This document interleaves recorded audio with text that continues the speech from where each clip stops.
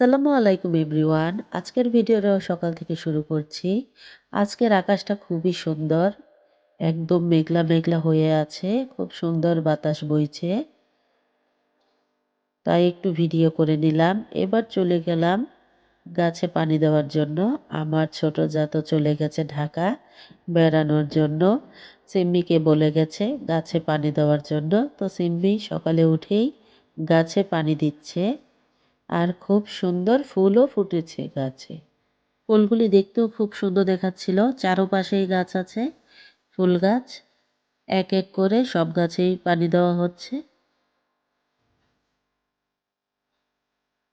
এদিকে সকাল সন্ধ্যা ফুল গাছটা খুবই সুন্দর দেখাচ্ছিল। গাছের ফুলগুলিও খুবই সুন্দর। তো গাছে পানি দেওয়া শেষ করে এবার চলে যাব ঘরে। চলে আসলাম ঘরে।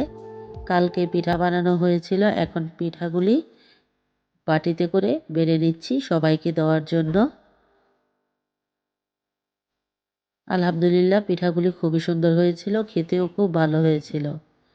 তো শীতের দিনের পিঠা একা একা খাওয়া যায় না, সবার সাথে ভাগ করে খেতে হয়।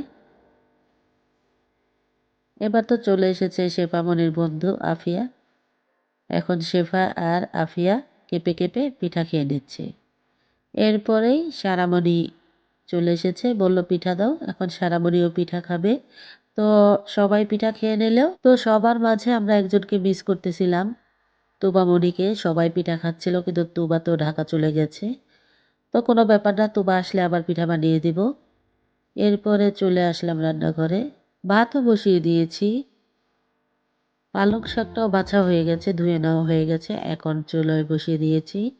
এদিকে শিং মাছ বের করেছি রান্না করার জন্য। তো প্রথমে মাছে লবণ মেখে রেখে দিয়েছি। মাছটা ভালো করে ধুতে হবে।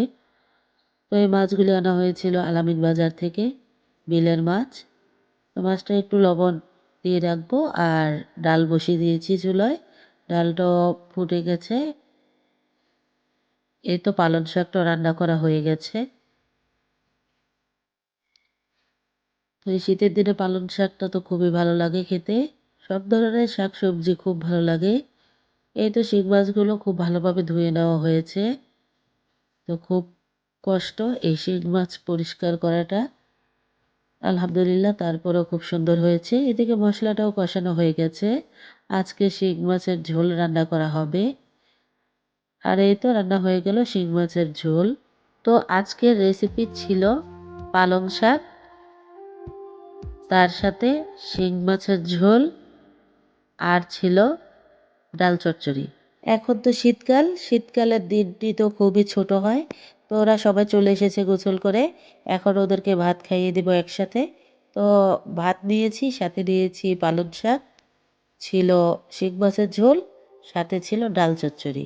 তো আজকে ওদেরকে এ দিয়ে ভাত খাইয়ে দিব। তো আজকে এ পর্যন্তই, ভিডিওটা শেষ করছি। আবার ভিডিওটি যদি ভালো লাগে লাইক কমেন্ট শেয়ার করবেন, বেশি বেশি কমেন্টস করবেন, সাবস্ক্রাইব করবেন, আর আমার চ্যানেলের পাশেই থাকবেন। আমার ছোট্ট চ্যানেলটি বড় করে তুলবেন। সবাই ভালো থাকবেন, সুস্থ থাকবেন, আমার চ্যানেলের সাথেই থাকবেন। এখানেই বিদায় নিচ্ছি। আল্লাহ হাফেজ।